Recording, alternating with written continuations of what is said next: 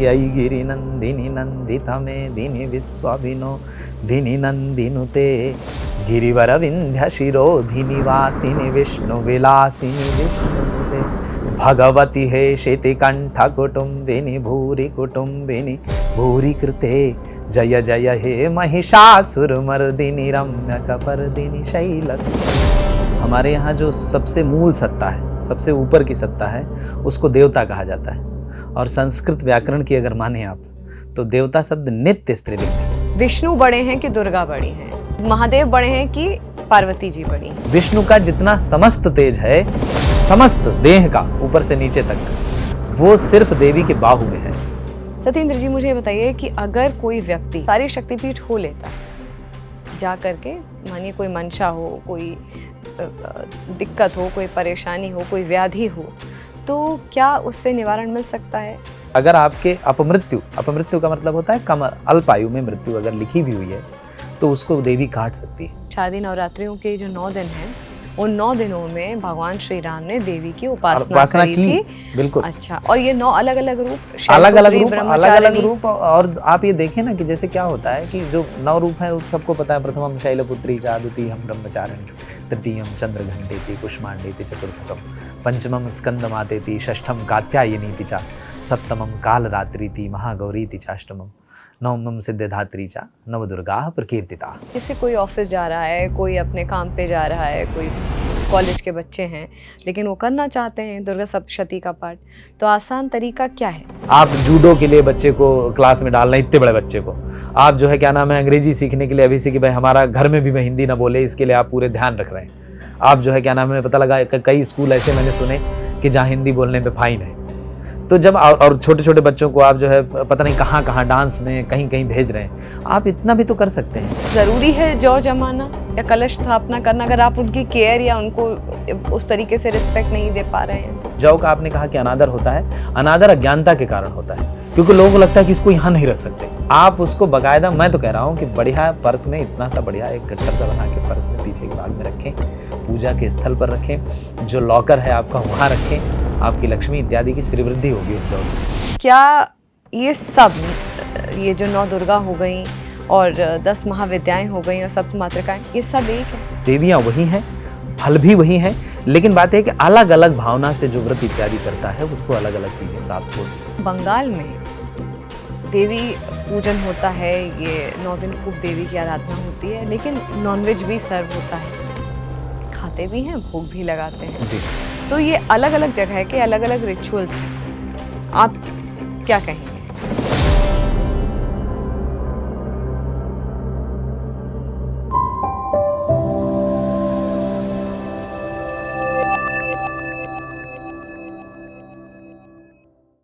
नमस्कार, जागरण मंथन में आप सभी का स्वागत है। मैं हूं स्मृति रस्तोगी। हिंदू धर्म के अकॉर्डिंग साल में 4 बार नवरात्र आते हैं, चैत्र नवरात्र, शारदीय नवरात्र और 2 गुप्त नवरात्र। हर नवरात्र की अपनी अपनी अहमियत होती है, अपनी अपनी इम्पोर्टेंस होती है, लेकिन सबसे ज़्यादा धूमधाम से ये शारदीय नवरात्र जो कि अब चल रहे हैं नवरात्रों को मनाया जा रहा है। हमेशा मनाया जाता है क्योंकि इसके बाद जो 10वां दिन होता है, दशहरा मनाया जाता है, उसके कुछ दिनों बाद दीपावली होती है। तो ये पूरा 1 महीना अपने फेस्टिवल से भरा हुआ, जगमगाता हुआ 1 महीना होता है त्योहारों का। लेकिन इसका मतलब ये नहीं कि बाकी नवरात्रों की अहमियत कम होती है। आज हम शो पे बात करेंगे कि ये नवरात्र की इम्पोर्टेंस, इनका सिग्निफिकेंस क्या है, और खासकर जब हम हिंदुत्व की या सनातन धर्म की बात करते हैं, इसमें देवी पूजन कितने मायने, क्या मायने रखती है, कितना ज़रूरी है, और क्यों हम देवी की उपासना करते हैं, साधना करते हैं, पूजा करते हैं। इसके साथ साथ दुर्गा सप्तशती, जिसको एक बहुत ज़रूरी, एक इम्पॉर्टेंट ग्रंथ की तरह ट्रीट किया जाता है। ये ग्रंथ, इस ग्रंथ को पढ़ने का सही तरीका क्या है? क्या ये पूरा ग्रंथ पढ़ना चाहिए? क्योंकि इसके बारे में अक्सर हम सोशल मीडिया पे बहुत सारी चीज़ें देखते हैं, बहुत सारा ज्ञान देखते हैं।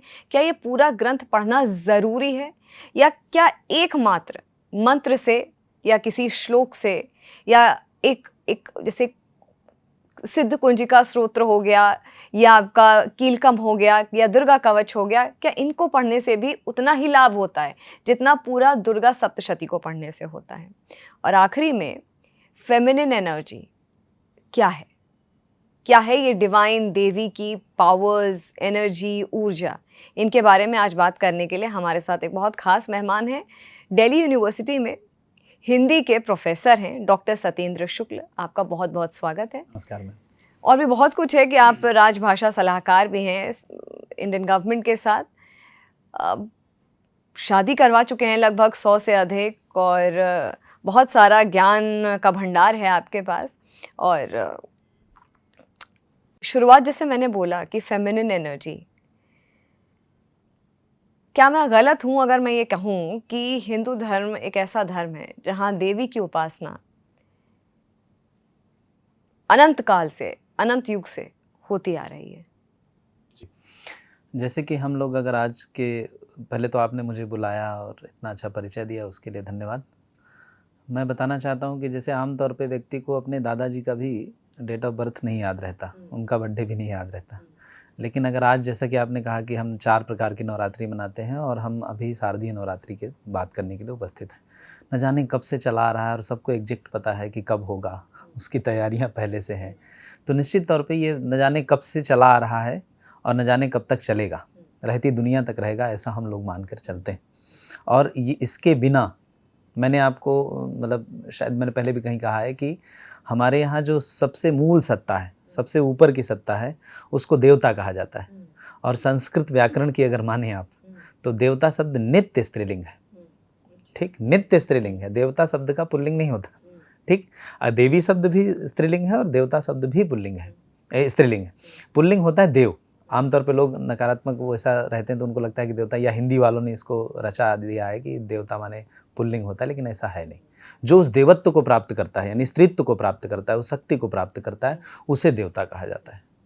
यानी कहने का अर्थ यह है कि हम न जाने कब से, जब बाहर वाले लोग ये ढूंढ रहे थे कि भाई हम स्त्री को कुछ माने या ना माने, तमाम तरीके के आंदोलन, यूरोप ये कह रहा था कि भाई हम गॉडेस आंदोलन चलाएंगे, और चलाया भी उन्होंने लेडीज़ के लिए अलग से बाइबल लिखी, या बहुत सारे अभी भी संस्थाएं हैं, बहुत सारे ऐसे धर्म हैं जहाँ अभी भी कोई समानता की बात नहीं की जाती। सब कुछ वहाँ, हमारे यहाँ ऐसा है कि सब देवी के सामने ऐसे ऑलरेडी झुके हुए हैं, उनको कोई ऐसा बताने की ज़रूरत नहीं। सत्येंद्र जी, ये भी है कि जब यहाँ तक कि जब बड़ी बड़ी जो वॉर्स हुई हैं, बड़े बड़े युद्ध हुए हैं, उसमें भी, और ये डॉक्यूमेंटेड है कि जो वॉर क्राई होती थी, तो वॉर क्राई में अगर देवता का हर हर महादेव बोला जाता था तो जय जगदम्बा, जय भवानी, जय चामुंडा, इस तरीके की भी वॉर क्राई में एक आवाज़ दे करके युद्ध का आरंभ किया जाता था, अपने अपने ईष्ट को या कुल देवी को पूजा का नाम लिया जाता था।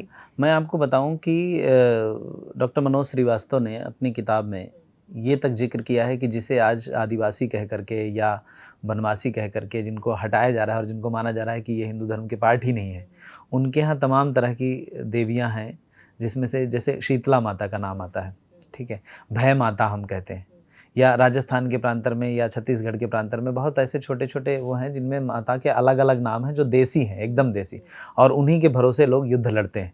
आप देखें कि बहुत सारे ऐसे जो है हमारे यहाँ प्रकरण है। मैं 5वें अध्याय की बात करूँगा। जब आपने ये कहा कि 5वें अध्याय में माँ खुद कहती है, जब महिषासुर के मतलब वो लोग आते हैं, मतलब दैत्य के दूत लोग आते हैं और वो कहते हैं कि केशाकर्षण विनिर्धोता गौरवामा गमिष्यसि, कि आपको बाल पकड़ के घसीटते हुए ले जाएंगे, आपका कोई गौरव नहीं बचेगा। तो उन्होंने कहा कि यो माम जयति संग्रामे यो में दर्पम व्यपोहति, कि जो मुझे संग्राम में जीतेगा और जो मेरे दर्प यानी अहंकार को, आत्म स्वाभिमान को व्यपोहित कर देगा, यो में प्रतिबलो लोके समय भर्ता भविष्यति, कि जो मुझसे ज़्यादा बलवान होगा वो मेरा भरतार यानी मेरा पति होगा। और जाके अपने उस जो है राजा से कहना कि मैंने ऐसा कहा है, और सच युक्तम करो तु तत्, जो तुम कर सकते हो वो कर लो। यानी जिसकी माँ इतनी शक्तिशाली है, जिसके अंदर ये साहस है कि वो कह पा रही है कि उन्होंने बताया कि भाई हमारा जो दैत्य राजा है वो ब्रह्मा को बांध के रखता है, वेद उसके यहाँ पाठ करते हैं, ये होता है वो होता है, इंद्र उसका कहाँ मानता है, किम स्त्री पुनः तुम एकिका, उन्होंने कहा तुम एक स्त्री उसका क्या कर लोगी। उन्होंने बताया कि मैं क्या कर लूँगी, मेरे पास लाओ उसको, या लड़ने के लिए उसको बोलो कि आए, उसके बाद बताएंगे। तो आज भी आप देखें कि चाहे हमारे यहाँ, हमारे देश में हो चाहे अन्य देशों में हो, स्त्री शक्ति का प्रतीक मानी जाती है। शक्ति जो शब्द है शुद्ध संस्कृत का है, 3 प्रत्यय लगता है, शक धातु है, जिसका अर्थ होता है जो कर सकने योग्य है या जो कर सकती है। वो जनन भी कर सकती है, वो संहार भी कर सकती है, वो अलग अलग रूपों में आपके सामने है। और उससे ज़्यादा एनर्जी आप आज भी देखिए कि भले ही जो हमारी नई जनरेशन है कॉलेज वाली या छोटे बच्चे हैं, उनको भले ही महिषासुरमर्दिनी स्तोत्र का अर्थ ना पता हो, लेकिन वो गाते समय जब वो उसको सुनते हैं या जब गाते हैं कि आई गिरि नंदिनी नंदिता में दीनि विश्वाभिनो दीनि नंदिनुते गिरिवर विंध्य शिरोधिनि वासिनि विष्णु विलासिनि जिष्णुनुते भगवती हे शेति कंठ कुटुंबिनि भूरि कृते जय जय हे महिषासुरमर्दिनि रम्य कपर्दिनि शैलसुते। कितना जोश आता है। भले आपको एक आध मतलब संस्कृत, चूंकि जैसा कि हम लोग अभी बात कर रहे थे कि संस्कृत को धीरे धीरे सिलेबस से हटाने की कोशिश की गई ताकि वो ना पढ़ पाएँ, ताकि चीज़ें मेन आए ना, अनुवाद पढ़ें हम। और अनुवाद पढ़ के तो क्या ही स्थिति होती है आपको भी पता है, क्योंकि जैसे मान लें अंग्रेजी भाषा है, थोड़ा सा विषयांतर होगा लेकिन मैं बताना चाहूँगा। अंग्रेजी में आप अंकल या तो आंटी होता है, जबकि हमारे यहाँ आंटी में भी मौसी होती है, चाची होती है, बड़ी मम्मी होती है, मामी होती है ना, छोटी माँ, चाची को छोटी माँ भी कई लोग कहते हैं, बुआ कहते हैं। आप हमारे उत्तर प्रदेश में आप बुआ को कभी आंटी कह के देखिए, घर से न निकाल दें तो बताइए। तो जैसे क्या होता है कि कुछ चीज़ें ऐसी हैं संस्कृत में जो कि भले समझ में ना आए, लेकिन आज भी वो ऊर्जा का अनंत स्रोत हैं। उनके भरोसे लोग लड़ाई लड़ सकते हैं, उनके भरोसे लोग अपने को बूस्ट कर सकते हैं, उनके भरोसे तमाम दैवी शक्तियाँ और देवी के रूप में जो विद्यमान, जैसे आप जैसे लोग हैं जो तरक्की कर रहे हैं, चाहे उन्हीं चतुर्वेदी जी हों, चाहे सुब्बलक्ष्मी हो, चाहे आप हो, चाहे मेरी माँ हो, जितने भी लोग हैं वो उन्हीं के भरोसे पर तो हैं, उसी माँ को देख करके अपनी लड़ाइयाँ लड़ रही हैं। अगर मैं आपसे पूछूं कि फेमिनिन एनर्जी बड़ी है या पहले है, चलिए मैं उसको रिफ्रेम करती हूँ, फेमिनिन एनर्जी पहले है कि मैस्कुलिन एनर्जी, जब हम पूजा की बात कर रहे हैं कि क्योंकि लोग देखिए आज की जनरेशन है, बहुत सवाल हैं, ये वो जनरेशन नहीं कि जो पढ़ा दिया गया वो पढ़ लिया। सवाल है, इनक्विजिटिवनेस है, क्यूरियोसिटी है, क्यों सवाल करने का। विष्णु बड़े हैं कि दुर्गा बड़ी हैं, ठीक है, महादेव बड़े हैं कि पार्वती जी बड़ी हैं, ठीक है, विष्णु बड़े हैं कि लक्ष्मी जी बड़ी हैं, तो ये कैसे समझाएंगे आप? इसको देखिए ऐसे समझें, आप देखें द्वितीय अध्याय में जब देवी का उदय हुआ तो जितने भी आपने नाम लिए, चाहे भगवान विष्णु हो, चाहे इंद्र हो, चाहे अब जो है क्या शिव हो, इनके पास जो सबसे विशिष्ट हथियार हैं, सबसे विशिष्ट, आपने देखिए कि द्वितीय अध्याय में जब आप देखें, मैं आपको पढ़ के सुनाता हूँ कि जब देवी का जब सभी ने अपना तेज मिलाया तो एक पुंज आया, और उस पुंज के अंदर जिन लोगों ने अपने अपनी जो है जो मुख्य हथियार थे या मुख्य तेज था उसको समाहित किया, और तब देवी जो है देवी के पास जो चीज़ें आईं, और उसके बाद देवी क्यों, उन्होंने कहा कि एक स्तंभ अतुलम तत्र तत्तेजः सर्वदेव शरीरजम, अध्याय 2 13वां श्लोक है, मैं पढ़ रहा हूँ कि अतुलम तत्र तत्तेजः सर्वदेव शरीरजम एक स्तंभ तद्भून नारी व्याप्त लोकम त्रियम तुषा। और फिर जो वो तीनों लोकों में व्याप्त ऐसी नारी प्रकट हुई, और फिर उन्होंने क्या किया, तो कहने कि जिन विष्णु की आपने बात की, माफ कीजिएगा कि हो सकता है वैष्णव नाराज हो कि मैं ऐसा कह रहा हूं, लेकिन उन्होंने कहा कि यामेन चा भवन केशा बाहवो विष्णु तेजसा, विष्णु का जितना समस्त तेज है, समस्त देह का ऊपर से नीचे तक, वो सिर्फ देवी के बाहु में है। देवी की बाहु उस समस्त तेज से बनी है, ऐसा इन्होंने खुद लिखा है। फिर उन्होंने कहा कि ब्राह्मणस तेजसा पादौ, ब्रह्म के तेज से उनके पाद यानी पैर बने, तदंगुल्योर कतेजसा, उनकी अंगुलियां, वसु नाम च करांगुल्या, कुबेर मतलब कुबेर ने उनकी नासिका बनाई, जो इंद्र ने उनको अपना वज्र दिया, ब्रह्मा ने उनको अपना कमंडल दिया, भगवान विष्णु ने उनको अपना चक्र दिया, ये उनके अन्य अन्य हाथों में है। मतलब जो सामने वाले की समूची सत्ता है वो देवी के एक हाथ की एक अंगुली में है। तो आप खुद लगाइए कि कौन बड़ा हुआ, इसमें कोई डिबेट ही नहीं है, इसमें डिबेट जैसी कोई बात ही नहीं है कभी। मैं आपको एक और आधुनिक उदाहरण देना चाहूँगा। इजराइल की प्रधानमंत्री हुआ करती थी गोल्डा मेयर, जिनको इजराइल की माँ कहा जाता है, जिन्होंने ये नारा दिया था जो आजकल हमारे देश में भी प्रचलित है कि न भूले हैं, न भूलेंगे, न भूलने देंगे। ये एक महिला ने दिया था जब म्यूनिख ओलंपिक की घटना हुई थी उसके बाद। तो उनसे एक बार एक पत्रकार ने पूछा कि आप तो महिला हैं, महिलाओं के साथ नाना प्रकार के अत्याचार हो रहे हैं पूरी दुनिया में, इस पर आपका क्या कथन है? तो वो बहुत देर तक हंसी, और हंसने के बाद उन्होंने कहा कि नहीं, हमारे साथ कोई अत्याचार नहीं हो रहा, और हम इतनी क्षमता रखती हैं कि आपके जैसे बहुत सारे पुरुष हम पैदा कर सकते हैं। हमने ये दुनिया बनाई, हम जैसे लोग चाहते हैं वैसे लोगों को पैदा कर सकते हैं, वैसा उनका पालन पोषण कर सकते हैं। आज भी आप किसी भी बड़े मस्कुलर व्यक्ति से मिल लीजिए, और चाहे वो बॉडी बिल्डर हों, चाहे बहुत बड़े किसी पद पर हों, अपनी माँ के सामने जाते हैं या बेटी के सामने जाते हैं या बहन के सामने जाते हैं, आज भी उनका क्या व्यक्तित्व रहता है आप खुद देख लीजिए, इसमें बताने जैसा कुछ नहीं। और शास्त्र भी ये कह रहा है कि जो समूची सत्ता, इंद्र के पास सबसे अच्छा हथियार क्या है? वज्र ना, वज्र देवी के एक हाथ में है। आप इससे समझें कि वास्तव में वास्तविक मस्कुलर पावर या वास्तविक चीजें किसके पास है। सत्येंद्र जी, 51 शक्तिपीठ, ये तो हमें अब सबको पता है कि कैसे वो शक्तिपीठ कैसे बने। वो जब माँ सती की जो बॉडी है उनको ले करके, शव को ले करके शिव जी तांडव कर रहे थे, तो किस तरीके से विष्णु जी का सुदर्शन चक्र आता है और उनके अलग अलग जो पार्ट्स होते हैं देवी के, वो अलग अलग जगह पे जा करके वहाँ पे शक्तिपीठ की स्थापना हो जाती है। 51, एक बलूचिस्तान में है हिंगलाज। जी। ये तो हुए 51 शक्तिपीठ। फिर कहा जाता है 18 महाशक्तिपीठ। तो ये 51 शक्तिपीठ और 18 महाशक्तिपीठ, क्या डिफरेंस है, क्या एक है? देखिए, ऐसा है कि कुछ जगहें ऐसी भी हैं कि जहाँ पर शिव और शक्ति दोनों साथ में।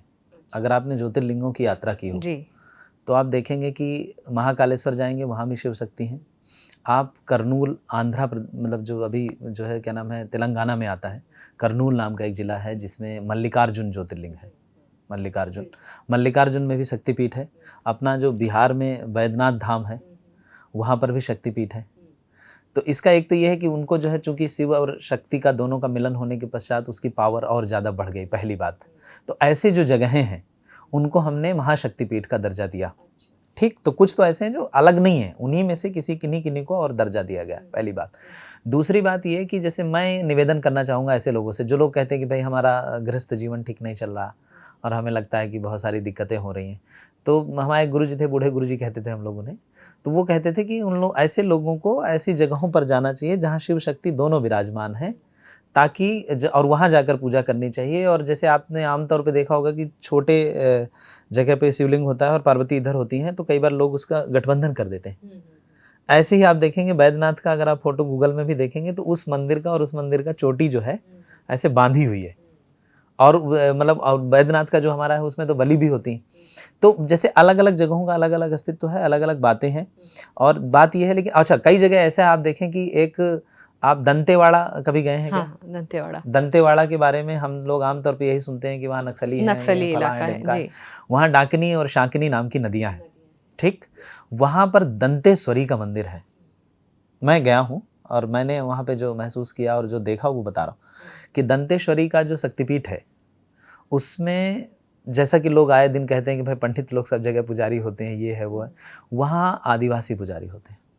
उनके अपने लोग जो बनवासी भाई हैं वो लोग वहाँ पुजारी होते हैं, अपने हिसाब से वो चीज़ों को चलाते हैं। ठीक, और जैसे तंत्र में उसमें भी कई सारी ऐसे शक्तिपीठ हैं जहाँ तांत्रिक लोग जाते हैं और कई सारे ऐसे हैं जहाँ सात्विक लोग भी जाते हैं और अच्छे से आराधना इत्यादि करते हैं।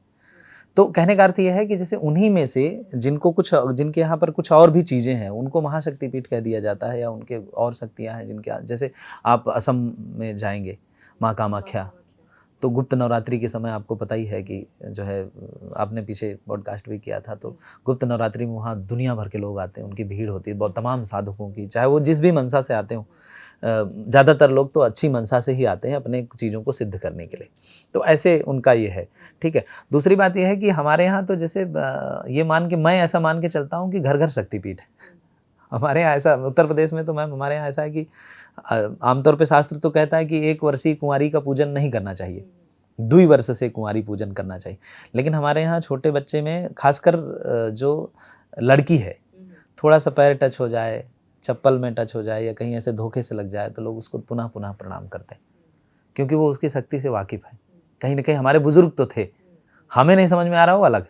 सत्येंद्र जी, मुझे बताइए कि अगर कोई व्यक्ति 51 शक्तिपीठ, जिसमें 18 महाशक्तिपीठ भी हैं, इन्हीं में ही है ये शक्तिपीठ भी, तो अगर इनके ये सारे शक्तिपीठ हो लेता है जा करके, मानिए कोई मंशा हो, कोई दिक्कत हो, कोई परेशानी हो, कोई व्याधि हो, तो क्या उससे निवारण मिल सकता है? मटेरियलिस्टिक गेन के लिए, क्योंकि देखिए आजकल क्या है ना कि बिना गोल के लोग मेहनत नहीं करना चाहते हैं, गोल ओरिएंटेड लाइफ है। हमसे पहले की जो जनरेशन थी, या कह लीजिए कुछ हद तक एक हमारी जनरेशन है कि एक मेंटल स्पिरिचुअल गेन के लिए करते हैं, लेकिन आजकल का जो पूजा पाठ भी है, क्योंकि ये कलयुग है जी जी, जिसे कलयुग कहा जा रहा है। तो आप मुझे बताइए। मैं बताना चाह रहा हूँ आपको, कलयुग से ही आपको जवाब देता हूँ कि हमारे यहाँ एक संस्कृत में कहावत है, एक शास्त्रोक्त कहावत है कि कलौ चंडी विनायकौ, कि कलयुग में दो ही देवता फलीभूत हैं, एक चंडी और एक विनायक। ठीक, पहली बात। दूसरी बात मैं आपको बताऊं, जैसे मेरे बहुत सारे जागृत रूप हैं कि बिल्कुल है, बिल्कुल जागृत। मैं बस मुझे बात पूरी करने दीजिए, मैं बताता हूँ कि जैसे आप ये देखें कि मेरे एक ज्योतिषी मित्र हैं और कई सारे मैंने मतलब बड़े बड़े ज्योतिषियों को जानता हूँ, मैं पर्सनल रूप से जानता हूँ। तो जैसे उन लोगों से कई बार पूछा कि भाई क्या चीज़ें बदल सकती हैं, तो वो एकांत में या अगर जब किसी से ढंग की बात कर रहे होते तो यही कहते हैं कि देखिए जो ज्योतिषी है, जो दैवज्ञ है, वो सिर्फ आपके प्रारब्ध में क्या लिखा है यही बता सकता है। उसे बदल देने की क्षमता सिर्फ और सिर्फ या तो शिव में है या तो शक्ति में है, और ज़्यादा शक्ति में है। आप देखेंगे कि शंकराचार्य जैसा विद्वान तो पूरी ज़िंदगी शिव शिव करते रहे, बाद में जब उनको लगा कि नहीं अब गड़बड़ हो जाएगी, मैं चीज़ों को ठीक नहीं कर पा रहा हूँ, तब उन्होंने भी जो है कालिकाष्टक लिखा, या उन्होंने जो है देव्यापराध क्षमा स्तोत्र लिखा जो दुर्गा सप्तशती के अंत में आता है, या कि पुत्रो जायेता क्वचिदपि कुमाता न भवति, जैसी चीज़ें उन्होंने लिखी, क्योंकि उनको पता चल गया कि बिना शक्ति के गुजारा नहीं है। तो आप देख रहे होंगे जैसे हमारी, या तो आप जो कुछ और पौराणिक कथाओं को ले लें, जैसे सत्यवान सावित्री की कथा है, तो कहीं ना कहीं स्त्री में ही वो शक्ति है कि वो आपके प्रारब्ध को भी ठीक कर सकती है। तो मैं निश्चित तौर पे लोगों से ये कहूँगा कि भाई वो जाएं, कम से कम जिनको घूमने की इच्छा है, अगर मान ले मैं कह रहा हूँ कुछ इच्छा नहीं है, उनके कोई व्याधि ना हो, ईश्वर ना करे कोई व्याधि हो, और मैं कह रहा हूँ कि जैसे कई लोगों का ऐसा है कि किसी के कुंडली में मार्केश की दशा है और किसी पंडित ने बता ही दिया है कि बहुत ज़्यादा आप देखिए इनका जो भी है ठीक है, थोड़ा बहुत ही है, तो भी मैं कह रहा हूँ कि आप शक्तिपीठ पे, किसी भी शक्तिपीठ पे, मैं कह रहा हूँ इक्यावनों पे मत जाइए, आप जो सुलभ हो, जो आपके घर के नज़दीक हो, वहाँ जाके आप देवी कवच का पाठ करिए। ठीक है, देवी कवच में पाठ क्यों करिए मैं आपको बताता हूँ, क्योंकि मैं नहीं कह रहा हूँ, देवी कवच में स्वयं लिखा है कि अगर आप देवी कवच का पाठ करते हैं तो इन्होंने लास्ट में मार्कंडे जी कहते हैं कि दैवी कला भवेत तस्या त्रैलोकेश्व पराजिता और जीवेद वर्ष शतम समग्र साग्र मपमृत्यु विवर्जिता, कि निश्चित तौर पे अगर आपके अपमृत्यु का मतलब होता है कम अल्प आयु में मृत्यु अगर लिखी भी हुई है तो उसको देवी काट सकती है। अगर आप देवी कवच का पाठ करते हैं, ज़्यादा नहीं, आप अगर महीने भर में 100 बार भी करते हैं, दिन भर में 1 बार भी करते हैं, तो भी काम चल जाएगा। देखिए कई सारे आप, और ये भी लिखा कि यम यम चिंतयते कामम तम तम प्राप्नोति निश्चितम, कि आप जो जो भी कामना रखते हैं अभिष्ट वो अभिष्ट बिल्कुल मिलेगा, वो आपको हाँ। लेकिन जैसे परमैश्वर्य मतलब अभिष्ट बस नहीं, परम ऐश्वर्य मतलब प्राप्स्यते भूतले पुमान, इस भूतल पर जो सबसे अच्छी आपको वरदान या सबसे अच्छी चीजें मिल सकती हैं, देवी की आराधना से मिल सकती है। लेकिन आपको टाइम देना होगा, आपको देवी की आराधना थोड़े ढंग से करनी होगी। ऐसा नहीं कि चलते चलते कर लिए कुछ भी चीज़ें इस तरीके से। दूसरी बात कि जैसे मेरी तो अपनी इच्छा यही है कि आप अगर ऐसी इच्छाएं लेके ना जाएं तो भी अच्छा है, क्योंकि विवेकानंद जी के गुरु जी थे रामकृष्ण परमहंस, उनसे किसी ने कहा कि भाई आपको कैंसर है, आप खांसते रहते हैं, आप तो देवी आपको दर्शन देती है, आप क्यों नहीं कह देते हैं? तो उन्होंने कहा कि भाई भोग लगाने जाता हूँ तो खांसता हूँ, जो है क्या नाम है, नहलाने जाता हूँ तो खांसता हूँ, पूजा आरती करता हूँ तो भी खांसता हूँ।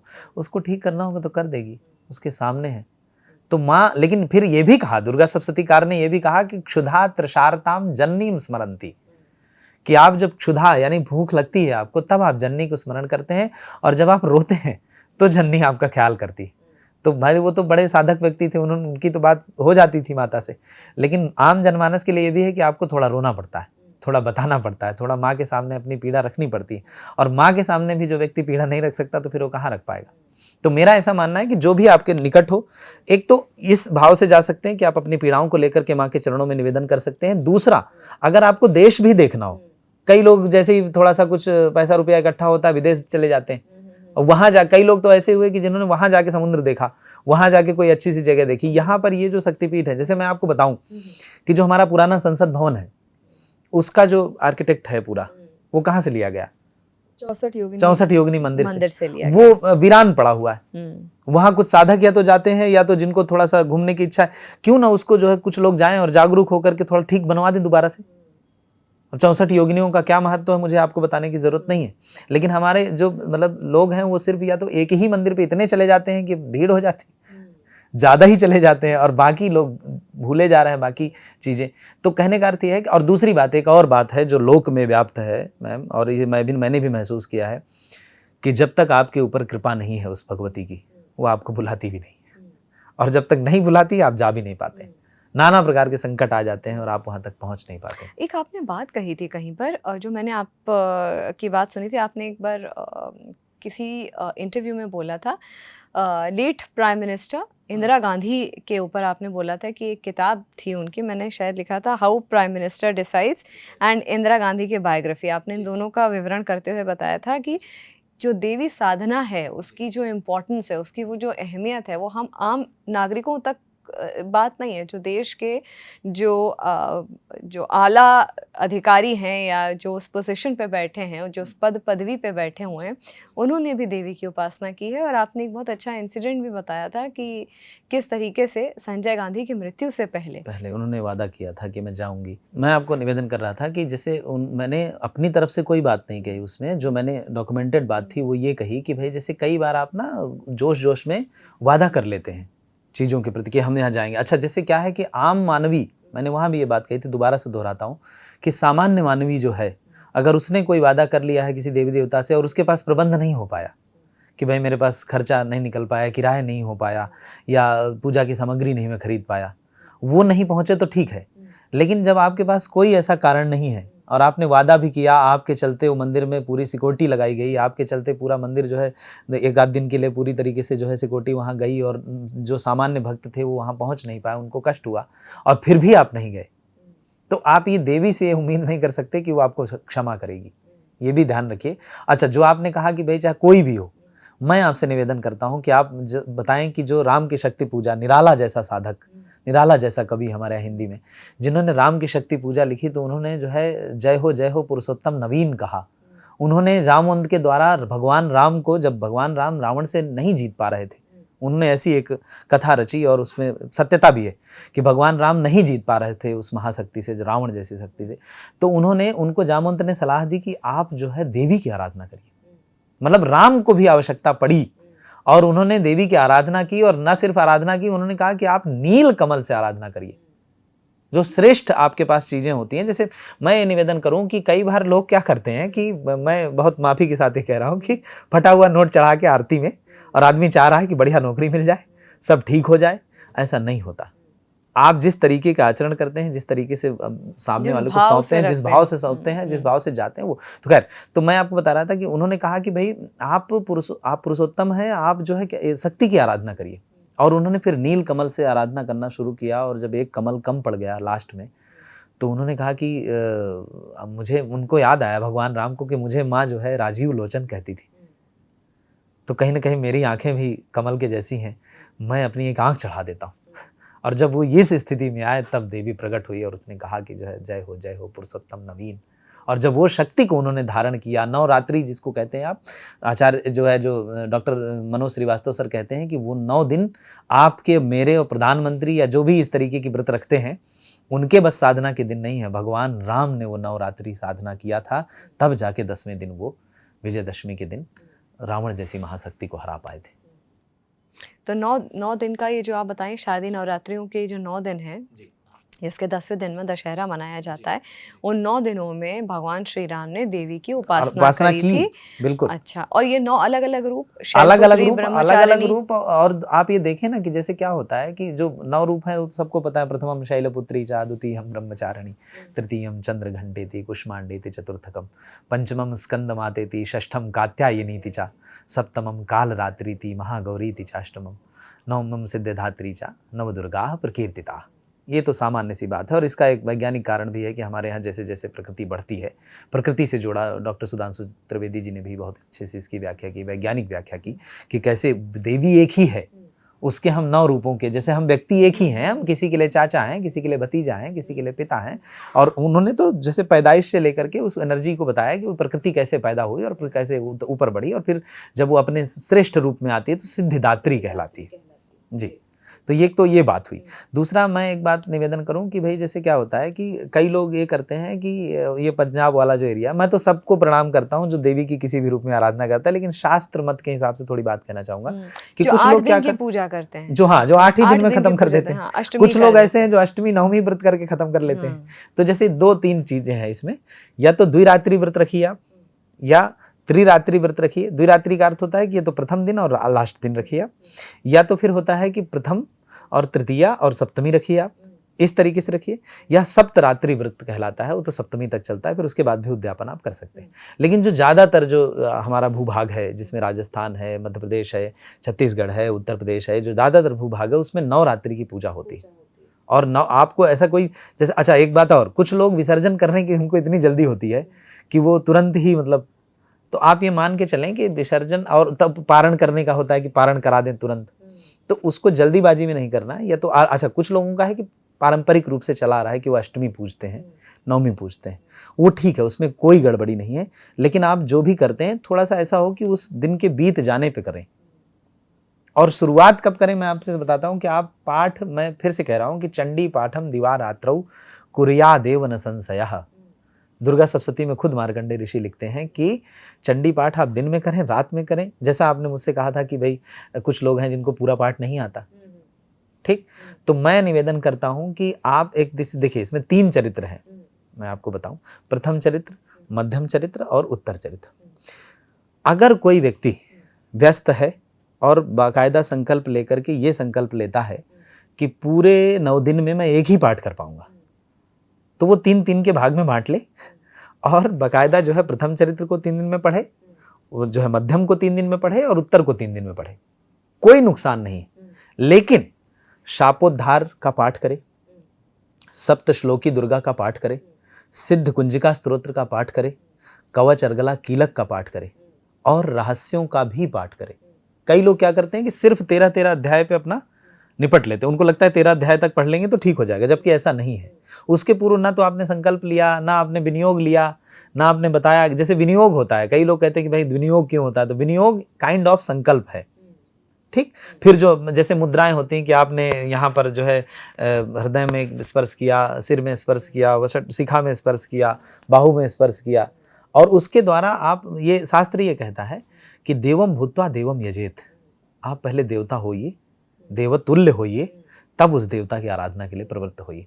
तो आप फर्जी वादा मत करिए कि माता मैं 9 पाठ करूंगा, मैं 10 पाठ करूंगा, मैं 100 पाठ, आपसे एक भी हो पा रहा है तो भी बहुत अच्छा है, वो भी अच्छा है। और वो आप 3 किस्त में भी कर सकते हैं, और जो है क्या नाम है, 3 दिन का किस्त बना लीजिए, बढ़िया आराम से करिए। और अगर आपने देवी की मूर्ति स्थापित की है, अगर आपने कलश लगाया है, जो कि सबसे इंपॉर्टेंट पार्ट है कि कलश आपको स्थापना करनी है, दो उसकी शर्तें हैं, स्थिर लग्न होना चाहिए, अभिजित मुहूर्त होना चाहिए। इन दोनों में से कभी भी आप कलश स्थापना कर सकते हैं। और रात को एक बार आपको आरती करनी है और रात्रि सूक्त का पाठ करना है, जिसको दुनिया के तमाम वैज्ञानिकों ने और तमाम जो है पाश्चात्य विद्वानों ने जिसको रात्रि कहा, और जिसको जो है तमाम तरीके की संज्ञाएं दी कि इसमें आदमी बेहोश हो जाता है, इसमें ये हो जाता है।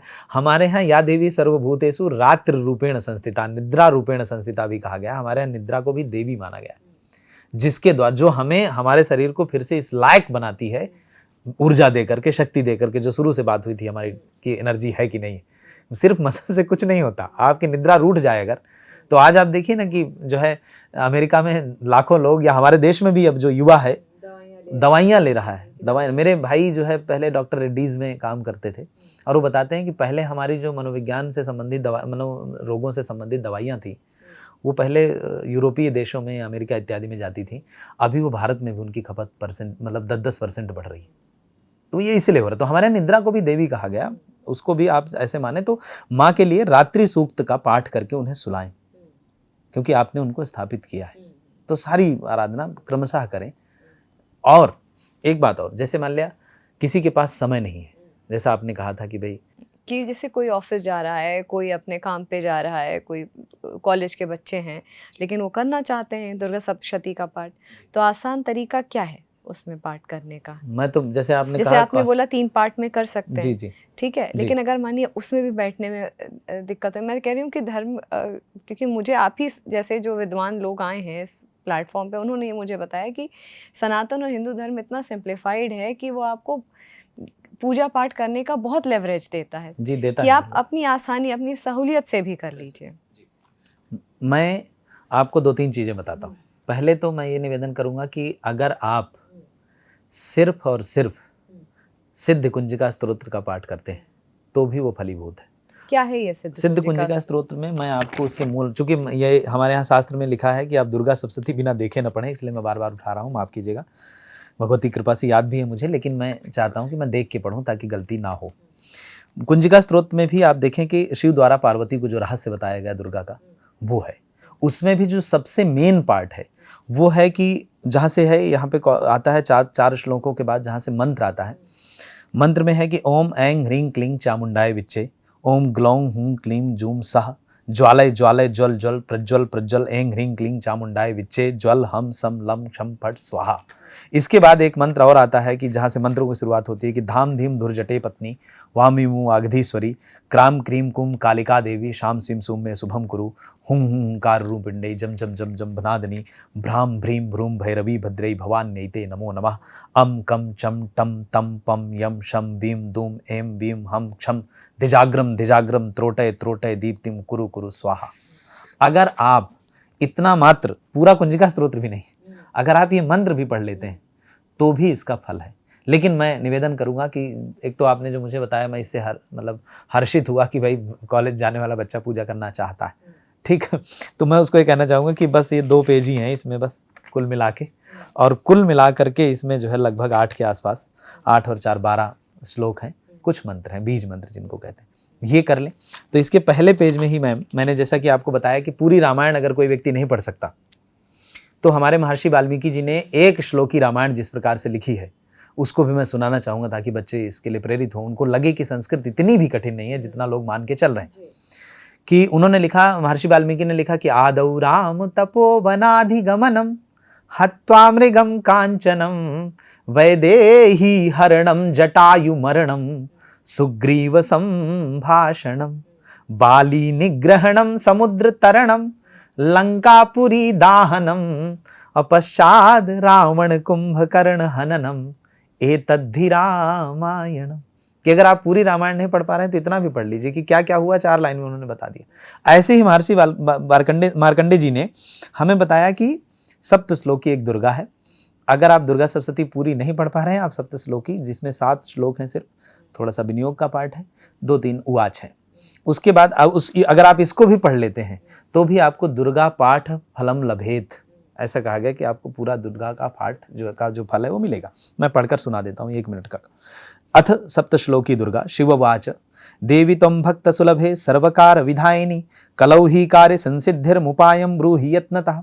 देव्योवाच, इसमें बात ही है कि शिव ने कहा कि आप मुझे बताइए कि कलौ, जो आपने कहा ना कि भाई कलयुग में जब लोगों के पास कम समय रहेगा, जब लोग इस तरीके से समय नहीं निकाल पाएंगे उनके लिए, और तब आपकी सिद्धि करनी पड़े, तो कोई उपाय ब्रूहि, मुझे कोई उपाय बताइए। तो देवी खुद कहती है कि श्रुण देवी प्रवक्ष्यामि कलौ सर्वेष्ट साधनम, कि मैं आप बताना चाहती हूँ कि जो कलयुग है वो सर्वश्रेष्ठ की साधना के लिए भी ठीक है। आप जितना पाप इत्यादि है उतना अच्छाइयाँ भी हो सकती हैं। उन्होंने कहा मया त्वयि स्नेहात आप्यम्बा स्तुति प्रकाशते, कि मैं तुम्हें स्नेहवश ये बात बताती हूँ।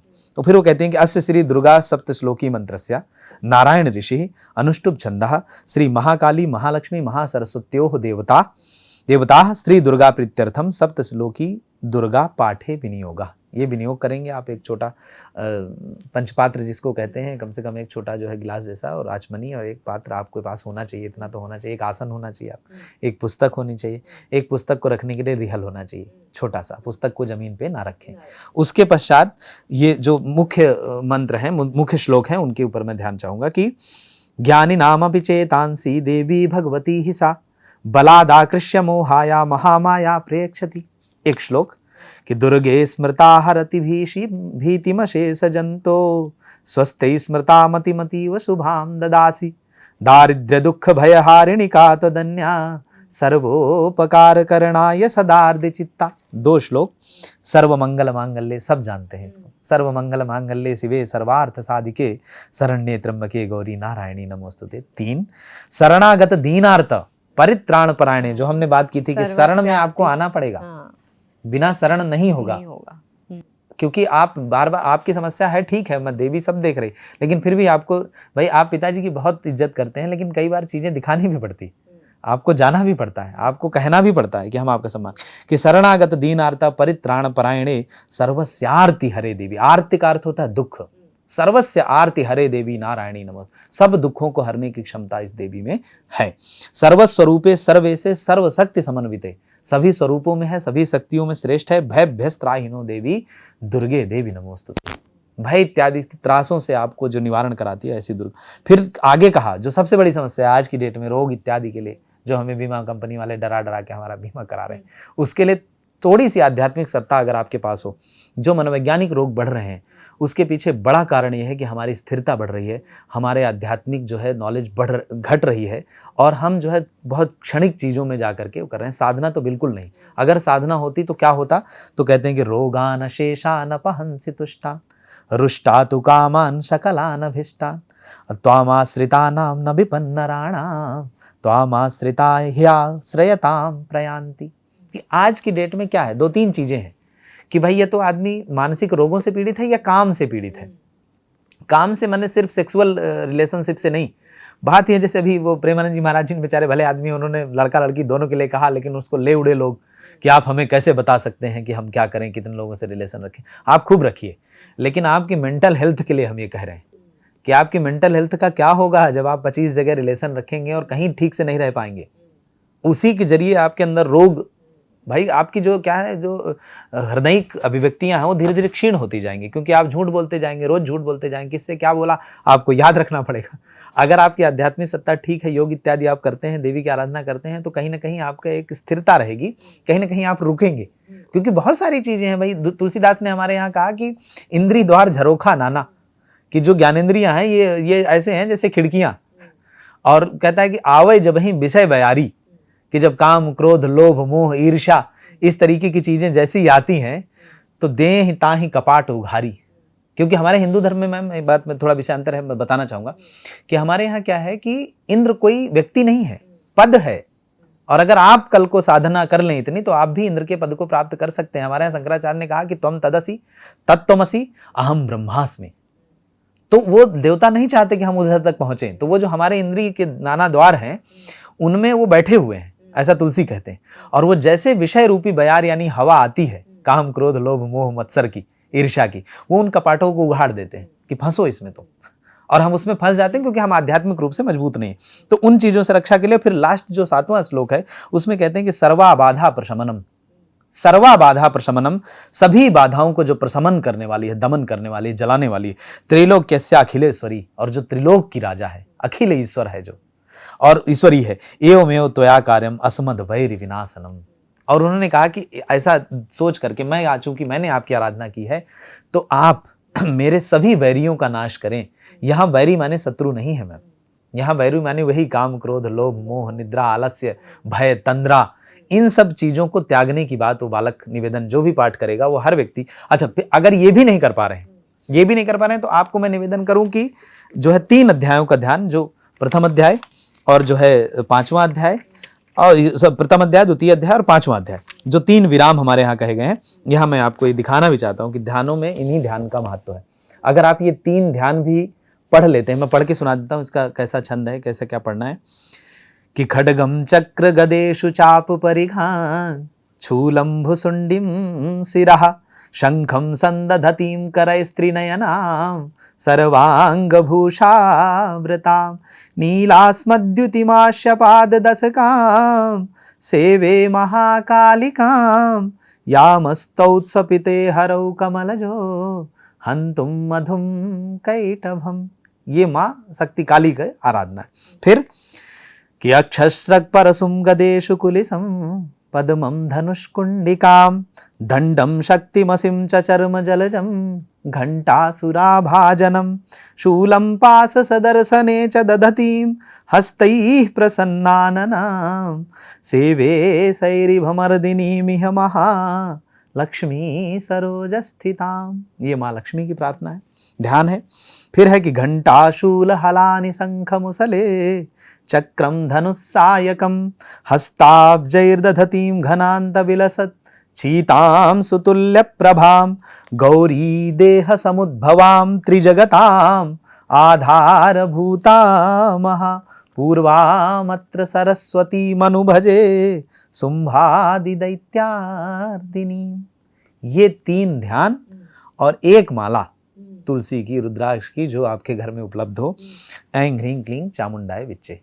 अगर आप इतना भी कर सकते हैं, क्यों नहीं कर। तुलसी तो शक्ति का अवतार है, उनको भी देवी माना गया है, उनकी भी पूजा होती है। हमारे तुलसी विवाह होता है, उनकी पूजा होती है। तुलसी माला पे कर सकते बिल्कुल कर सकते हैं।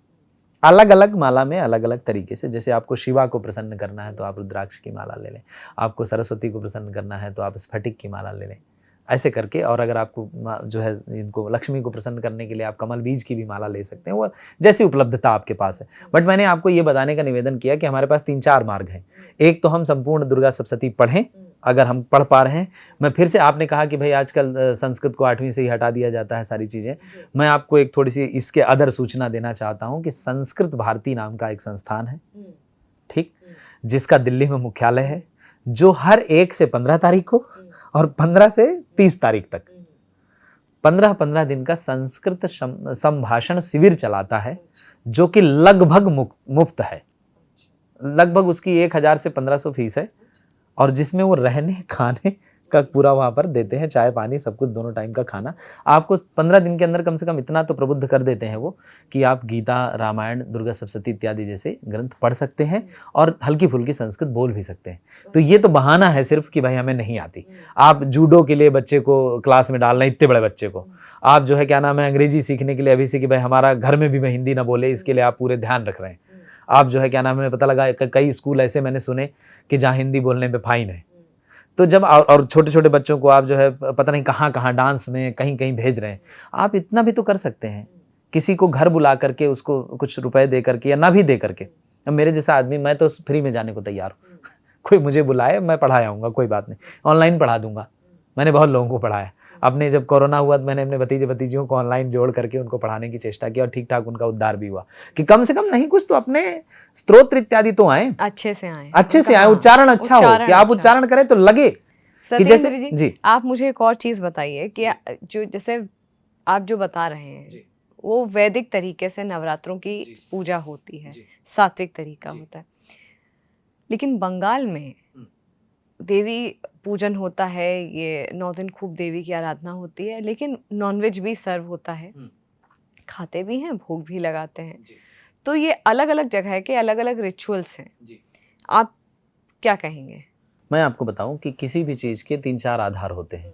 भौगोलिक आधार होता है, सांस्कृतिक आधार होता है, आर्थिक आधार होता है। चूँकि आपने बंगाल का नाम लिया, तो मैं अभी कुछ दिन पहले ही एक जो है ब्रिटिश काउंसिल की रिपोर्ट पढ़ रहा था। आर्थिक से शुरू कर रहा हूँ मैं, माफ़ कीजिएगा कि पहले उस पे आऊँगा। जो ब्रिटिश काउंसिल की रिपोर्ट है मेरे पास है भी, मैं आप कहेंगे तो मैं दिखा दूँगा, है ना। ये इसमें इन्होंने क्या किया, मैं पढ़ के थोड़ा सा बताता हूँ। ये ठीक संस्था है और दुनिया भर के जो कल्चरल एक्टिविटीज़ होती हैं उनके चीज़ों पर ये करती है। इसकी समरी रिपोर्ट मैं पढ़ रहा था। इन्होंने बताया कि सिर्फ बंगाल में, अकेले बंगाल में 9 दिन का जो बजट है दुर्गा पूजा का, वो 32,377 करोड़ का है। ठीक, पहली बात तो आर्थिक रूप से कितना समृद्ध, उसमें भी उन्होंने बताया कि जो है जो आइडियल में जो मूर्ति निर्माण में कितना है, और लाइटिंग मैं आपको दे दूंगा, आप अपने दर्शकों को जरूर दिखाएं, और खुदरा व्यापार कितना है। और मैं आपको बताऊं कि इस समय की जो सरकार है या इस समय जो चीज़ें चल रही हैं, मैं किसी को भले बुरा लगे लेकिन मैं ये कहना चाहता हूँ कि नई जनरेशन जो मेरी है, जिन बच्चों को मैं पढ़ाता हूँ, जिन्हें लोग जंजी कह के गरिया के आगे निकल जाते हैं, मैं उन पर बड़ा भरोसा करता हूँ। और आप यकीन मानिए कि अब नवरात्रि के चारों रूप हर बच्चे के सामने हैं। आपने भी बताया, मैं भी बता रहा हूं कि चारों रूपों के बारे में बच्चे जानते हैं, चूंकि टेक्नोलॉजी उन तक पहुंच चुकी है। अब उन्हें कोई बुद्धू नहीं बना सकता। ठीक, और आपको मैं निवेदन करूं कि आप दिल्ली में अभी देखना शुरू हो जाएंगे कि आम का पत्ता, चाहे वो रक्षा सूत्र, चाहे वो छोटी छोटी रुई की बत्तियां, चाहे कपूर, छोटी छोटी चीज़ें है ना, जो जिनसे बच्चे, छोटे छोटे बच्चे ठेलियाँ लगा करके, या अच्छा काम पढ़ लिख भी रहे हो, कोई ऐसा नहीं कि उनका यही काम, लेकिन चूंकि उनके अंदर एक चेतना है कि अपने पैसे खुद निर्माण करें, अपने कुछ थोड़े बहुत कमाएं, है ना, इसके लिए वो अभी बना करके खड़े होंगे और उनके पास भी लोग जाते हैं, उनसे लेते हैं। यहाँ तक कि मिट्टी भी, दिल्ली जैसे शहर में तो मिट्टी भी मिलना मुश्किल है, जाओ मिट्टी बढ़िया पैकिंग वैकिंग करके वो लोग बेच रहे हैं। तो एक तो आर्थिक आधार ये हुआ, पहली बात। दूसरा मैंने बताया कि जो आपने कहा कि भाई वहां नॉनवेज भी बनता, बलि प्रदाने पूजायाम अग्निकार्य महोत्सवे, 11वें अध्याय में लिखा है। मैंने इस पे बात करने के लिए मैं लगा के लाया था, आपने पूछ ही लिया तो अच्छा हुआ। मैं आपको श्लोक सहित बताता हूँ कि हमारे यहाँ पर इसके लिए जो है अलग से 12वें अध्याय में इसके लिए कहा गया कि भाई आप बलि प्रदाने पूजायाम अग्निकार्य महोत्सवे, बलि पूजा का हमारे यहाँ विधान है।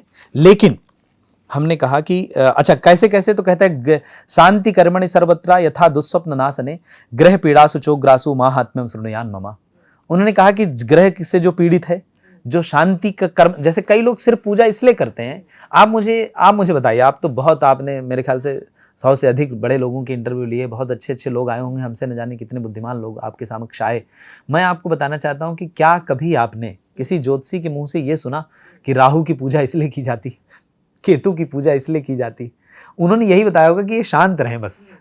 कई बार जो है हम इसलिए पूजा करते हैं कि चीजें शांत रहें, हमारा सब कुछ ठीक है, कम से कम ऐसा बना रहे। जैसे हमने 8 प्रकार की लक्ष्मी है हमारे यहाँ, उसमें से हमने कहा कि जो है स्थिरा लक्ष्मी हमारे पास हो, चंचला ना हो, इसके लिए भी प्रावधान करना। भाई आप पिछली बार 10 में से 10 नंबर पाए थे, उसके लिए बना रहे वो, इसके लिए भी पूजा। तो शांति के लिए आप पूजा करते हैं, ग्रह से पीड़ा के लिए करते हैं, दुस्वप्न के नाश के लिए करते हैं, दुस्वप्न ना आए आपको, चीजें ठीक रहे आपकी। बालक ग्रह विभूतानाम बालानाम शांति कारकम। कुछ ऐसे ग्रह होते हैं जिनको हम बालक ग्रह कहते हैं, या कई बार अगर आपने कुंडली देखी हो तो कुछ की डिग्री कम हो जाने के कारण उनको बाल ग्रह कहा जाता है। तो उनके भी शांति के लिए दुर्वृत्तानाम शेषाणाम बल हानिकरम परम रक्षो भूत पिशाचानाम पठना देवनासनम। इन सबके लिए भी बलि इत्यादि दी जाती है। अच्छा, जहां बलि का विधान है, जैसे हम लोग सात्विक पंडित लोग हैं, तो हम लोग जहां वहां पर जानवर के बलि देने का प्रावधान है, वहां हम कुष्मांड बलि देते हैं। कुष्मांड बलि का अर्थ है कि जैसे आप एक जो सीताफल देखा होगा आपने, सफेद वाला जिससे पेठा बनता है, उसी को थोड़ा सा रोली लगा करके और उसको एक बार में बड़े चाकू से काट करके उसको ही हम लोग बलि कह देते हैं। या दधि मांस बलि का प्रावधान है, जो हम क्षेत्रपाल के लिए, 10 दिक्पाल के लिए बलि देते हैं। दधि मांस का अर्थ है कि उड़द की दाल और दही मिला करके, या पापड़ मिल जाए उसके ऊपर थोड़ा थोड़ा दही रख के ऊपर एक ज्योति की बलि देते हैं। अलग अलग एरिया में अलग अलग बलि का विधान है। वो वहाँ के भूमंडलीय स्थिति, भूगोलिक स्थिति के आधार पर है कि वहाँ के लोग क्या खाते पीते हैं, कैसे क्या करते हैं, लेकिन साधना केंद्र में है। मैंने आपको निवेदन किया कि एक डॉक्टर सुशील कुमार जी थे, जिनकी एक किताब है जो हर उस व्यक्ति को पढ़ना चाहिए जिसको लगता है कि तंत्र माने किसी का बुरा कर देना और ऐसे ऐसे करके जिंगा लाला हो जाएगा, ऐसा। उन्होंने लिखा तांत्रिक की डायरी, बहुत सुंदर सी किताब है, नेट में फ्री में PDF में उपलब्ध है, और उसके शीर्षक है तांत्रिक की डायरी। नया ज्ञानोदय एक बहुत बड़ी पत्रिका थी हिंदी की, उसमें वो किस्तवार प्रकाशित भी हुई थी, जिसमें वो लिखते हैं कि तांत्रिक साधना भी एक साधना है और ये अपने आत्म कल्याण के लिए भी की जा सकती है। बिल्कुल जरूरी नहीं है कि हम किसी का नुकसान करने के लिए उद्यत हों तभी हम ये करें, ऐसा नहीं है। तांत्रिक साधना भी अपनी जगह बिल्कुल सही है, और जहां अगर जिस एरिया में बलि होती है, जैसे पहाड़ों में अभी भी बलि का विधान है, वो बिल्कुल भी गलत नहीं है, मेरा ऐसा मानना है। वहाँ बलि चढ़ती है, वहाँ बलि को लोग महत्व देते हैं, क्योंकि उनके यहाँ पुरखों के ज़माने से चला आ रहा है। बहुत सारे ऐसे धर्म हैं जहाँ बलि इत्यादि का विधान है, हमारे यहाँ भी है, लेकिन हमारे यहाँ एरिया वाइज अलग अलग है, चूँकि हमारा धर्म विशाल है और तरह तरह की छूट देता है। तो एक तो ये सांस्कृतिक उत्थान कैसे होता है, मैं आपको बताऊं कि जैसे भाई जब जीवनसाथी.com नहीं था तब क्या विवाह नहीं होता था? जब टिंडर इत्यादि जैसे छिछोरे ऐप नहीं थे तब क्या लोग एक दूसरे से नहीं मिलते थे? आप देखें कि मैं गुजरात में 4 साल रहा, द्वारिकाधीश में। गरबा होता है, उसके अंदर श्रेष्ठ दंपति मिलते हैं, जो बाज में दंपति होते हैं, पहले प्रेमी प्रेमिका के रूप में होते हैं, उस उत्सव के बहाने वहां मिलते हैं। भाई आप किस बहाने मिलेंगे लोगों से? उत्सव के बहाने ही तो मिला। हम उत्सव धर्मी लोग हैं, हम 9 दिन धूमधाम से देवी को बिठाते हैं, देवी बढ़िया आके विराजमान होती हैं, अलग अलग आरती, अलग अलग गाना, अलग अलग धुन, और उसके बाद धूमधाम से उनको विसर्जन के लिए ले जाते हैं, जो ये दिखाता है दार्शनिक तौर पर कि जीवन कितना क्षण भंगुर है। इसको आप जब तक है तब तक उत्सव धर्मिता के तहत स्वीकार करिए, और जब चले जाएं तो ऐसे आनंदित होकर के चले जाइए। इसमें कुछ बहुत ज़्यादा आपको ये सोचने की जरूरत नहीं कि मैं इतने साल जीऊँगा और मैं ही सब कुछ। हमारे यहाँ उपनिषद कहता है कि तेन त्यक्तेन मुंदी था, कि आप दूसरों के लिए छोड़ कर मरे। प्रकृति का ध्यान रखें, जो आपके ऊपर आश्रित हैं उनका ध्यान रखें। हमारे यहाँ आप मुझे बताइए कि एक देवी बताइए, एक देव बताइए जिसके वाहन में या जिसके जो जैसे जिसका कोई पेड़ ना हो, जिसका कोई वाहन ना हो। जैसे अभी बात आई थी कि कुत्तों को सुप्रीम कोर्ट कह रहा है कि भाई ऐसे छोड़ दीजिए। हद है भाई, हमारे यहाँ युधिष्ठिर स्वर्ग चले जा रहे हैं कुत्ता लेकर के, और आप कह रहे हैं कि आप यहाँ नहीं घुसने देंगे। कौन ब्राह्मण ये बता रहा है, कौन पंडित ये बता रहा है कि भाई आप नहीं ला सकते? ये बातें मत करिए, और वो जीव हमारे भरोसे हैं। 2-3 चीज़ें मैं आपसे एक साथ पूछना चाहूँगी। सबसे पहली बात है, आपने कहा कलश की स्थापना करना है, फिर आपने कहा जौ जमाए जाते हैं। अक्सर क्या देखा जाता है, नवरात्रों के बाद जब ख़त्म हो जाती है नवरात्र, तो ये कलश कहीं किसी पेड़ के नीचे पड़ा होता है, जौ किसी ने जमाई होती है वो पेड़ के नीचे या सड़क के किनारे रख जाते हैं, जिसमें लोगों के पैर लगते हैं। इस तरीके से मतलब निरादर भी होता है। वो हमने अभी कुछ 1-2 वीडियोज़ भी देखे गणेश विसर्जन के भी। तो इस तरीके, तो ज़रूरी है जौ जमाना या कलश स्थापना करना, अगर आप उनकी केयर या उनको उस तरीके से रिस्पेक्ट नहीं दे पा रहे हैं तो? देखिए, मैं आपको बताऊं, इसका सीधा मतलब उपाय है कि इसको अच्छा कैसे किया जा सकता है। जौ जो जमाई जाती है उसका नियम ये है कि आप जब कन्याओं को खिलाते हैं, कुंवारियों को भोजन कराते हैं, तो उनके कान में जौ लगाते हैं, ठीक है, प्रसाद स्वरूप। मेरा ये निवेदन है सभी गृहस्थों से कि इतनी जौ तो होती नहीं, इतना ही थोड़ा बहुत उगाते हैं लोग। मैं अभी भी मेरे पास पर्स रखा है, उसमें पिछले साल की पूजन की जौ रखी होगी। आप उसे अपने पर्स में रखें, आप उसके पूजा स्थल पे रखें, ऐसे बिल्कुल कहीं ना फेंकें, मेरा अपना निवेदन है। और वो कान में ऐसे लगाने के लिए, पवित्रता के लिए होती है, रक्षा के लिए होती है, वो ऐसे फेंक देने के लिए नहीं होती। उसके अंदर जो मिट्टी है, जैसे मैं फिर से निवेदन करूं कि जैसे हमारे यहाँ आज भी जो गांव में देवी की वो होती है, हमारे यहाँ एक भैया थे, उन जो है वो मिट्टी की मूर्ति बनाते थे। तो पहले कांसा होता है मैम, कांसा या धान का जो पुआल होता है उससे उसका स्ट्रक्चर बनाया जाता है, फिर उसको मिट्टी से, प्योर मिट्टी से उसको लेपा जाता है, फिर उसके ऊपर जो है थोड़ा बहुत रंग रोगन इत्यादि करके देवी की आकृति, बाल इत्यादि नकली लगा करके इस तरीके से बनाने की कोशिश की जाती है। अभी जो तमाम तरह के केमिकल इस्तेमाल किया जा रहा है ये गड़बड़ है, और इस पे जितना हो सके तो कम से कम वो करना चाहिए, पहली बात। दूसरी बात, जैसे जौ का आपने कहा कि अनादर होता है, अनादर अज्ञानता के कारण होता है, क्योंकि लोगों को लगता है कि इसको यहाँ नहीं रख सकते। अरे भाई, वो कोई मुर्दानगी वाली चीज़ नहीं है, कोई मरे हुए व्यक्ति का सामान नहीं है। आप उसको बाकायदा, मैं तो कह रहा हूँ कि बढ़िया पर्स में, इतना सा बढ़िया एक गट्ठर सा बना के पर्स में पीछे के भाग में रखें, पूजा के स्थल पर रखें, जो लॉकर है आपका वहाँ रखें, आपकी लक्ष्मी इत्यादि की श्रीवृद्धि होगी उस जौ से।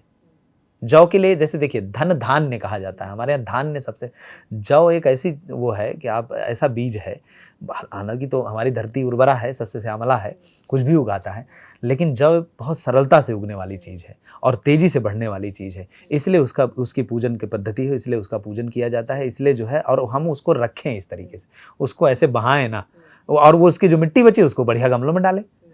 ऐसा बिल्कुल विधान नहीं है, कहीं नहीं लिखा कि आप उसको रख नहीं सकते। ये आपने अच्छा तरीका बताया, क्योंकि हमारे यहाँ ये कहा गया कि मृत व्यक्ति का सामान नहीं रखना चाहिए। तो हमारे यहाँ तो देवी तो जागृत है, हम तो देवी का विसर्जन करते समय भी ये कहते हैं कि आपका वास्तविक रूप हमारे घर में रह जाएगा। ये एक जो स्थापित, जैसे हम जब मनोज्योतिर्जुखता प्रोटोटाइप जिसे कहते हैं, तो आप हमारे यहाँ हमेशा विद्यमान है, माँओं के रूप में, बहनों के रूप में, मूर्ति के रूप में। भाई सब लोग, मैं कह रहा हूँ थोड़ा बहुत जो हमें भी संस्कृत आती है, सबको इतनी भी नहीं आती।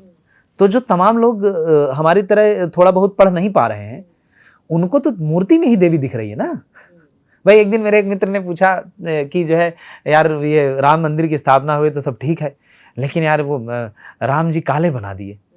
मैंने कहा आपने रामायण पढ़ी है? बोले नहीं। मैंने कहा पढ़ो।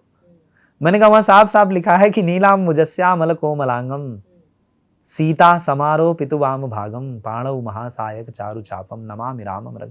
नीलाम्बुज कहा है उनको श्यामल कलर का कहा है। और दूसरी बात मैंने कहा कि तुलसी बाबा, अगर आपको ये नहीं आता, संस्कृत नहीं आता, आपने रामचरितमानस पढ़ी है? तुलसी बाबा स्वयं लिखते हैं कि लोचन अभिरामा तनु घन श्यामा। श्याम बस नहीं कहा, घन इव श्यामा, यानी बादल, काले बादल की तरह काला, और लोचन अभिरामा, लोचन ऐसे कि आप एक बार देख लें तो देखते रहें। तो मैंने कहा इस हिसाब से तो उन्होंने ठीक डिजाइन किया है, इस हिसाब से तो ठीक बनाया है। तो जो जैसे मेरी माता जी पढ़ी लिखी नहीं है, तो उनके लिए तो ये भी बहुत महत्वपूर्ण है ना कि भाई वो उस आधार, उस विग्रह के लिए जब वो, हम लोग यहाँ प्रथा है कि बुढ़ापे में माता पिता को 4 धाम भेजते हैं, हमने उनको भेजा, तब तक ये था कि भगवान टेंट में ही थे, आके रोई वो कि काश देखने को पाते। अब वो दिखा के लाए, वहीं बैठ के आधा घंटा रोई उनको देखकर। तो उनको नहीं आता कि नीला मुजस्या लिखा है, उनको नहीं आता कि लोचन अभिरामा लिखा है, लेकिन उनको ये पता है कि ये मेरा राम है, ये जो मुझे देख रहा है, मेरी तरफ को देख रहा है। तो उस मूर्ति का अपना महत्व जो आपके घर में छूट गई है, उसका भी महत्व, और उसमें भी वही देवी है जिसकी आपने पूजा की। तो या तो आप स्थापना न करें, अगर उनका जो है आप विधिवत संस्कार नहीं कर सकते। विसर्जन का अर्थ होता है कि विधिवत विसर्जन, ये नहीं कि आपने अपने जान छुटा ली, ऐसे जाग फेंक दिया कहीं। विसर्जन का अर्थ होता है कम से कम यहां तक पानी में आप उनके प्रवाहित करें, या तो आप जो है मिट्टी खोद के वहां उनको वो भी कर सकते हैं, समाधिस्थ भी करा सकते हैं, ये भी एक तरीका है। इसके लिए यही एक तरीका नहीं कि आपको पता लगा करान, आपको ना तो पानी में आप वैसे ही डर लग रहा है आपको, तो इतना जैसे किसी को आपने ठीक ठाक तरीके से बुलाया फिर ऐसे भगा दिया, तो ये तो अपमान हुआ ना। इससे अच्छा मत रखें, आप, आपसे नहीं हो पा रहा तो मत रखें। तो इसलिए ये सही तरीका है इसका, वैज्ञानिक भी है, ठीक भी है और प्रायोगिक भी है। मिट्टी जो बची है कलश वाली, जो आपने जौ वाली बताई, उसको बकायदा बढ़िया आपने छोटे छोटे गमलों में डाल दें, विसर्जित करिए जी। सत्येंद्र जी, ये जो 9 दुर्गा हैं, 10 महाविद्याएं हैं और 7 मातृकाएं हैं, ये सब की पूजा, ये सारी पूजा भी नवरात्रों के टाइम पे बहुत होती है जी। इनको जागृत स्वरूप में पूजा होती है बिल्कुल। तो क्या ये सब, ये जो 9 दुर्गा हो गई और 10 महाविद्याएं हो गई और 7 मातृकाएं, ये सब एक है? देखिए स्वरूप अलग अलग है, स्वरूप अलग अलग है, अलग अलग। जैसे होता क्या है, हमारे यहाँ गौर विकारा है, एक शब्द है, पाणिनि ने लिखा कि गौर विकारा। गौर विकारा माने गाय का विकार, विकार माने दूध क्या है, दूध का विकार दही है, दही का विकार मक्खन है, मक्खन का विकार घृत है, घृत का अलग प्रयोग है, अलग फायदे हैं, जो है दधी का अलग फायदा है, दूध का अलग फायदा है। इसी तरीके से जो लोग, जैसे आप हमारे यहाँ तो ये कहा गया कि जाकी रही भावना जैसी, प्रभु मूरत देखी तिन तैसी। ठीक, जब मैं और आप यहाँ पर एक परमात्मा की बातचीत करने के लिए उपस्थित हैं, ठीक इसी समय कोई चोर ये सोच रहा होगा कि नई चोरी का तरीका क्या है। ठीक, तो हर व्यक्ति का अपना अपना तरीका है। तो जो साधक है, जिसको आत्म कल्याण के लिए साधना करनी है, वो 10 महाविद्याओं में से उस तरीके की साधना की चेष्टा कर रहा है। जो तो प्राप्ति के, लक्ष्मी प्राप्ति के लिए इत्यादि, या जो मतलब धन दौलत की प्राप्ति के लिए कर रहा है, वो लगा हुआ है कि यासा पद्मासन स्था विपुल कटतटी पद्मपत्राय ताक्षी, वो बिल्कुल सरस सरोज हस्ते, वो बिल्कुल लगा हुआ कि लक्ष्मी मिले मुझे। और लक्ष्मी भी कैसी, आप देखें, आपको मैं एक और बात बताना चाहूँगा कि हमारे यहाँ जो शिव तांडव स्तोत्र है, उसमें जो उसका जो मूल मंत्र है, आप नवरात्रि में शिव तांडव का भी पाठ कर सकते हैं, वो लक्ष्मी प्राप्ति के लिए है। वो जो है सिर्फ प्रसन्न करने के लिए नहीं है शिव को। उसमें रावण का वचन है, ये लास्ट तक अगर आप पढ़ते पढ़ते गए हों कभी, तो उसमें वो कहता है रावण लास्ट में कि जो है तस्य स्थिराम रथ गजेंद्र तुरंग युक्ताम, जो इसको पढ़ता है, इस पूरे जो है शिव तांडव को, तस्य स्थिराम रथ गजेंद्र तुरंग युक्ताम, कि उसके पास, तस्य उसके पास स्थिरा लक्ष्मी आती है। और कैसी लक्ष्मी? रथ, तुरंग और गजेंद्र, हाथी घोड़े और रथ में चढ़ के आती है। तो आप उसका पाठ इसके लिए भी कर सकते हैं। तो अलग अलग व्यक्ति हैं, अलग अलग व्यक्ति, जो देवी, जिसको जो है क्या नाम है, संतान की इच्छा है, वो संतान की इच्छा से व्रत इत्यादि कर सकता है, उन्हीं 10 महाविद्याओं की साधना कर सकता है। जिसको विद्या की इच्छा है, वो उसी को महासरस्वती की प्रार्थना कर सकता है। जिसको बल इत्यादि की इच्छा है, बड़े किसी पद की इच्छा है, नेता वगैरह बनना है, वो अपना जो है महाकाली की स्तुति कर सकता है। आप देखते ही हैं कि हमारे प्रधानमंत्री से लगाए और बहुत सारे लोग हैं इस देश में जो 9 दिन का पूरा जो है निर्जला व्रत भी रखते हैं। कई लोग अलग तरह की साधना करते हैं। वो है एक ही, लेकिन रास्ते अलग अलग होते हैं। और आपका उद्देश्य क्या है, विनियोग क्या है, अगर आपका संकल्प क्या है, आपने संकल्प में क्या वो किया है कि भाई मैं किस लिए कर रहा हूँ, मैं सिर्फ शांति के लिए कर रहा हूँ, सिर्फ स्वांतः सुखाय। कई लोग स्वांतः सुखाय करते हैं। जैसे मैं आपका इसका एक वैज्ञानिक कारण बताऊं कि जैसे अभी ऋतु परिवर्तन हो रहा है, तो हमारे बुजुर्ग ये व्रत इसलिए रखते थे कि कुछ तो जो है अनाज बचेगा, ठीक, और जो है ठंडियों में, आज तो हमारे पास बहुत सारी मशीनें हैं, बहुत सारी सुविधाएं हैं, तो हम अनाज उगा लेते हैं। लेकिन एक समय ऐसा होता था कि जैसे आपने गेम ऑफ थ्रोन्स में देखा होगा कि वो एक डायलॉग है बड़ा फेमस कि विंटर इज कमिंग। तो उस सर्दी के लिए चीजों को इकट्ठा करके रखना, और 9 दिन तक मान लिया 50% लोग भी व्रत रह जाएं, तो अच्छा खासा अनाज, अच्छा खासा खाद्य सामग्री बची। और उसको, और दूसरी कि चूंकि ऋतु परिवर्तन हो रहा है, तो हमारे शरीर में भी नाना प्रकार के विकार ना आ जाएं, इससे बचाव के लिए व्रत रखा गया। और व्रत में भी चूंकि मैं इसको जोड़ देता हूँ, यहाँ चलाया हूँ, तो कि आप नक्त व्रत रखते हैं, भुक्त व्रत रखते हैं, एक भुक्त व्रत रखते हैं, अर्थात एक तो कुछ न खा के व्रत रखते हैं, एक टाइम खा के व्रत रखते हैं, एक दोनों टाइम खा के व्रत रखते हैं। तो मेरा एकदम निवेदन है सार्थक कि आपको कोई पाप नहीं लगेगा, आप कोई व्रत मत रखिए अगर आपके वश का नहीं है। पता चला आप टीवी देख के टाइम पास कर रहे हैं, व्रत रखा हुआ है आपने, और वो दुनिया भर का सास बहू और साजिश देख करके आप जो है ना तो आप कवच पढ़ रहे हैं ना आप अर्गला पढ़ पा रहे हैं, क्योंकि भूख लगी है आपको, आपके वश का था नहीं। तो जो बीमार है, जो बालक है, या जिसके पास जो शक्ति क्षीण है, जिसको ऐसा नहीं, तो आप प्लीज आप जो है सिर्फ पाठ करने पे ध्यान दें, व्रत रखने पे नहीं। व्रत नहीं रखेंगे तो कोई पुलिस नहीं पकड़ ले जाएगी, ऐसा कोई कहीं ऐसा विधान नहीं है कि आपको व्रत इत्यादि रखना ही है। तो कहने का अर्थ है कि देवियां वही हैं, फल भी वही हैं, लेकिन बात है कि अलग अलग भावना से जो व्रत इत्यादि करता है उसको अलग अलग चीजें प्राप्त होती हैं। जाकी रही भावना जैसी, प्रभु मुहूर्त देखी तिन तैसी। जैसे उन्हीं देवियों से लोग तंत्र के लिए भी पाते हैं, उन्हीं से हमारे जैसे सात्विक लोग हैं जो वैदिक कल्याण के लिए काम करते हैं। अच्छा, एक और चीज़ जो मुझे सत्येंद्र जी बताई गई थी, वो बताई गई थी कि जो नवारण मंत्र है, अगर उसका भी अगर खाली साधना कर ली जाए नवरात्रों के टाइम पे, तो वो भी उतना ही फलीभूत होता है। मैं इसको आपको एक वाक्य के साथ जोड़ूंगा। मेरे पिताजी जब हम लोग छोटे थे, पढ़ते नहीं थे, तो ये तो कहते थे कि एक काम कोई ढंग से करो। तो एक मजाक में वो कहते थे, आप लखनऊ की रहने वाली हैं, और बनारस में एक उस्ताद बिस्मिल्लाह खां साहब हुआ करते थे जो कि सहनाई बजाते थे। तो हमारे यहाँ सहनाई को मतलब पिपहिरी भी कहते हैं। तो मेरे पिताजी कहते थे कि पिपहिरी बजा के एक व्यक्ति भारत रत्न ले गया।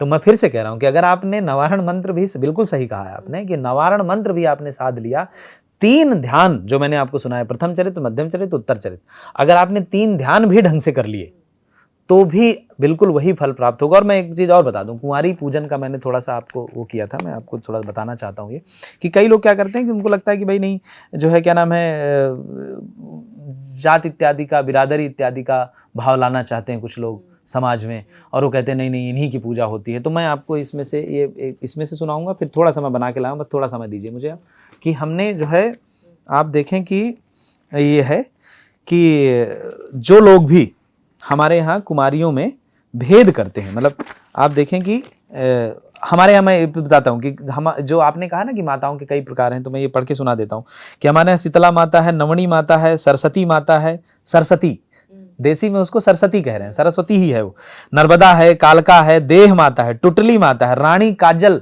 पिपरी माता है, मेलड़ी माता है, फुलबाई माता है, बंगला भुवाली, टुटली माता, शेरी माता, मही माता, पावागढ़ माता, होली माता, खोरी माता, भुवाली माता, सावन माता, गर्जी माता, झुमका माता, ये सब देसी हैं जो हमारे यहाँ आदिवासी लोग थे। उन्होंने अपने तरीके से जो है क्या नाम है इसके वृद्ध उद्यापन इत्यादि के बारे में लिखा। फिर मैं कहता हूँ हमारे शास्त्रों में, मैं ये किताब का रेफरेंस दे रहा हूँ, 89 नंबर पेज पे है अपराजिता के, कि हमारे शास्त्रों में कहा गया मैम कि तस्माताम पूजये द्वालाम सर्वजाति समुद्भवाम, अर्थात सब जातियों में उत्पन्न कन्याएं पूजनीय है, सब जातियों में उत्पन्न कन्याएं पूजनीय है।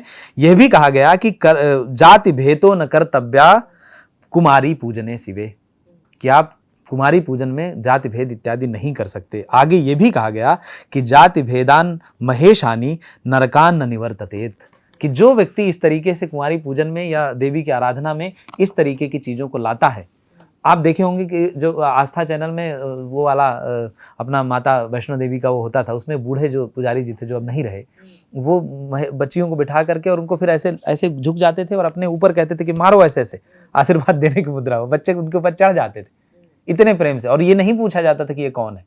जो लोग दर्शन के लिए उस समय तक आ गए होते थे, शक्तिपीठ में घुस गए होते थे, उन्हीं में से जो बच्चियां होती थी उन्हीं को ले लिया जाता था। मैं एक थोड़ा सी बात जो मैं बताना चाह रहा हूँ आपको, कि 9 प्रकार की कुंवारियों का जिक्र है, उनके नाम बताता हूं मैं। 1 वर्ष की कुंवारी बच्ची का पूजन निषिद्ध है, जो हम लोग वैदिक में, बाकी लौकिक और तांत्रिक विधि में उसका भी पूजन का प्रावधान है। दूसरी जो मतलब जो फर्स्ट कुमारी हमारे यहाँ मानी गई उसको कहा गया कुमारी। 2 साल की जो बच्ची है उसको कुमारी कहा जाता है। 3 साल की जो है उसको त्रिमूर्तनी कहा जाता है। 4 साल वाली को कल्याणी कहा जाता है। 5 साल वाली को रोहिणी कहा जाता है। 6 साल वाली को काली कहा जाता है और 7 साल वाली को चंडिका, 8 वाली को शांभवी, 9 को दुर्गा और 10वीं जो 10 साल की होती है उसे भद्रा कहा जाता है। और इनका अलग अलग, कुंवारी की पूजन करने से आयु और बल में वृद्धि होती है, त्रिमूर्ति की पूजा करने से सुख और धन धान्य में वृद्धि होती है, कल्याणी से अल्प मृत्यु और दुख और पीड़ा का नाश होता है, रोहिणी की पूजा से यश की प्राप्ति के लिए इसकी पूजा की जाती है, काली शत्रु पर विजय के लिए, चुनाव इत्यादि में विजय के लिए भी काली की आराधना की जाती है, काली की उम्र की बच्ची को। अच्छा, चंडिका संग्राम में जय के लिए, शांभवी पाप के नाश के लिए, दुर्गा समय खराब हो सदगति के लिए, गरीबी के नाश के लिए, पैसा इत्यादि के लिए, और 9 जो 10वें साल की जो देवी है जिसे हम भद्रा कहते हैं, उसका सद्बुद्धि के लिए पूजन किया जाता है। इसका ऐसा शास्त्रोक्त मत है। और एक बात जो लोग करते हैं कि मैम कई बार लोग बच्चियों को बुला लेते हैं या बाहर ही ऐसे सड़क पर दे दिए, ऐसा ना करें, ऐसा बिल्कुल ना करें। अगर आप बुला के घर में उनके पाँव परात में धुलवा के बढ़िया से, हमारे यहाँ यूपी में तो उनको आधे यहाँ एड़ी तक जो है महावर भी लगाते हैं, और उसके बाद बढ़िया से बिठा के थोड़ा बहुत उनकी जो इच्छा उसको खिला करके जितना वो चाहें, ये नहीं कि आप उनको ज़बरदस्ती करें कि नहीं खाएं अब तो हमने तो लाए हैं तो खाना पड़ेगा, ऐसा नहीं। और फिर बाकायदा उनको टीका चंदन करके बढ़िया चुनरी उड़ा करके और बढ़िया विदा करें, दक्षिणा इत्यादि दे करके। अगर ये आप नहीं कर पा रहे तो भले किसी मंदिर में आप समेट के वो दक्षिणा दे दें, वो अपने आप कर लेंगे, आप मत करें। ये तो बिल्कुल ना करें कि सड़क किनारे आप किसी फालतू के रईस की तरह अपनी रईसी झाड़ रहे हैं कि भाई नहीं रुक गए और ऐसे 4 बच्चों को, नहीं, वो देवी का अवतार होती है, उस पर्टिकुलर समय में उसके अंदर देवी का वास होता है। तो आप इस तरीके से करें, तब आपको फल मिलेगा, अन्यथा नहीं मिलेगा। आजकल सोशल मीडिया पे बहुत सारे टोटके बता रहे हैं कि नवरात्र हैं तो आप लाल कपड़े में ये बांध करके रख लीजिए, आपकी धन की वृद्धि हो जाएगी। और अक्सर लोगों को धन का ही रहता है, इस बीच में धन हो जाए, प्रमोशन हो जाए, नौकरी में ये हो जाए या कुछ इस तरीके से। तो इन चीज़ों के बारे में आप क्या कहेंगे? कनक धारा स्तोत्र का पाठ करें, लाल कपड़ा में बांधने से धन नहीं मिलता। कनक धारा स्तोत्र का पाठ जो हमारे हिंदू धर्म के श्रेष्ठ उन्नायक प्रभुपाद श्री शंकराचार्य जी महाराज जी ने कनक धारा स्तोत्र की रचना की है। गूगल करेंगे मिल जाएगा, दैनिक जागरण के प्लेटफॉर्म पे भी मिल जाएगा, अन्य प्लेटफॉर्म पे भी मिल जाएगा, कनक धारा स्तोत्र।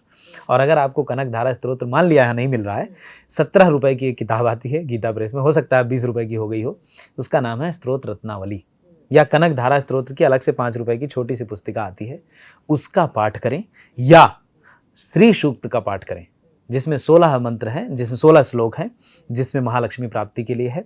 ठीक है, और जो या तो आप जो है इस मंत्र का जाप करें कि या श्री स्वयं सुकृतिनाम भवने स्वलक्ष्मी पापात्मनाम कृतधियाम हृदय सुबुद्धि श्रद्धा सताम कुलजनाम, ये करके एक स्तोत्र है, इसका पाठ करें। और उसके बाद जो है नहीं, अगर इससे भी नहीं होता है तो आप शिवतांडव का पाठ करें, इससे लक्ष्मी आएगी आपके पास। इससे कोई लक्ष्मी नहीं आती। काले और पीले कपड़े, जैसे कुछ लोग डराते हैं, मैं आपको बताना चाहता हूँ, जैसे दिया बत्ती जानबूझ के कमज़ोर बना दी, अब वो बीच में बुझ गई। तो आमतौर पे शास्त्रोक्त मत भी यही है कि दिए का बुझना गलत माना जाता है। लेकिन अगर आपने चालाकी बस ये काम किया है, किसी ब्राह्मण ने या किसी व्यक्ति ने, कि भाई आपने, हो सकता है कोई बच्चा जैसे बत्ती बनाता है, कोई गृहिणी बत्ती बनाती है, कई बार बत्ती बनाना उसको नहीं आता ढंग से, तो वो पता लगा हिल गई या घी गर्म हो गया तो वो हिल गई, डूब गई। इससे बिल्कुल डरने की जरूरत नहीं। ऐसी कोई वायवी ताकत, भूत वाली ताकत, डाकनी पिशाचनी मारी गण बेताल कोई आपके घर में नहीं है। इसके बिल्कुल भयभीत होने की जरूरत नहीं, और ऐसे टोटके में पड़ने की जरूरत नहीं। माँ टोटकी की किसी साधना नहीं स्वीकार करती। आप प्रार्थना करें, निवेदन करें, कनक धारा स्तोत्र बढ़िया उनकी प्रार्थना है, उनकी प्रशंसा है। या तो आप जो है नहीं कुछ पा रहे हैं तो सिर्फ और सिर्फ इसका पाठ करें कि ये जो आपका दुर्गा द्वादश त्रिंशत नाम माला, ये पेज नंबर जो है इसका है 224, ये छोटा सा ये है, इसमें द्वात्रिंशत अर्थात 32 नाम हैं दुर्गा के, इसके पाठ करें, इससे आपको सर्व अभीष्ट मिलेगा। और दूसरा, अगर ये भी नहीं कर पा रहे हैं तो आप जो है अपराध क्षमा कुपुत्रो जायता क्वचिदपि कुमाता न भवति वाला, ये जो है, या आप वो भी नहीं, सरल नहीं लग रहा, आपको सरल नहीं लग रहा है तो सिंपल सा एक 8 का क्षमा प्रार्थना, वो है 8 श्लोकों का समुच्चय है कि अपराध सहस्त्राणी, ये बस पढ़ देता हूँ कि अपराध सहस्त्राणी क्रियन्ते हरनिशम मया दासो यमिति मां मुक्त्वा क्षमस्व परमेश्वरी, कि मेरे द्वारा अनंत पाप होते रहते हैं, अहर्निश माने दिन रात मेरे द्वारा कुछ ना कुछ गड़बड़ होती रहती है, आप क्षमा करेंगे देवी, ऐसा मानते हुए। और हाँ, और सबसे सरल है, बढ़िया जो है आप कमल बीज लाएं या कमल का फूल लाएं और उससे आराधना करें लक्ष्मी की, उससे प्राप्ति होगी। ये लाल कपड़ा में ऐसे बांध देने से ऐसा कुछ नहीं होता है। पता नहीं कौन बता रहा है, भगवान जाने कहाँ पढ़े। हम लोग तो 9 साल की उम्र में गुरुकुल गए थे, वहाँ तो ऐसा कुछ नहीं सिखाया गया। वहाँ यही सिखाया गया कि आपको या तो स्तोत्र साधना करनी है, किसी की मतलब बढ़िया से स्तोत्र करिए, माता की प्रार्थना कीजिए, तो शास्त्रोक्त पाठ कीजिए, ऐसा कुछ नहीं होता। सत्येंद्र जी, बहुत मुझे लगता है कि नॉलेज ड्रिवन जो है, बहुत ज्ञान व्यापक ये जो हमारी चर्चा रही है आज की, और क्योंकि ये नवरात्र का टाइम चल रहा है, बहुत लोगों को इससे बहुत फ़ायदा पहुंचने वाला है, जो भी हमने आज चर्चा करी। और भ्रांतियां कई हैं, अनेक भ्रांतियां हैं, लेकिन ये ज़रूरी है जानना कि आपकी मंशा क्या है, आप किस मंशा से अपनी पूजा आराधना या साधना करना चाहते हैं। और क्षणिक चीज़ों में ना पड़ करके, मुझे लगता है कि रिजल्ट ओरिएंटेड ठीक है, होना है, क्योंकि मैंने जैसे बोला कलयुग है, तो सबको अपना अपना कोई ना कोई एक मोटिव होता है, वो जाहिर सी बातें होगा, लेकिन वो मोटिव भी क्षणिक नहीं होना चाहिए। उस मोटिव का भी सिग्निफिकेंस होना चाहिए, आपके लिए भी और सोसाइटी के लिए भी। बिल्कुल। आपका बहुत बहुत धन्यवाद। धन्यवाद मैम, बुलाने के लिए और बातचीत करने के लिए। फिलहाल जागरण मंथन में इतना ही। नमस्कार।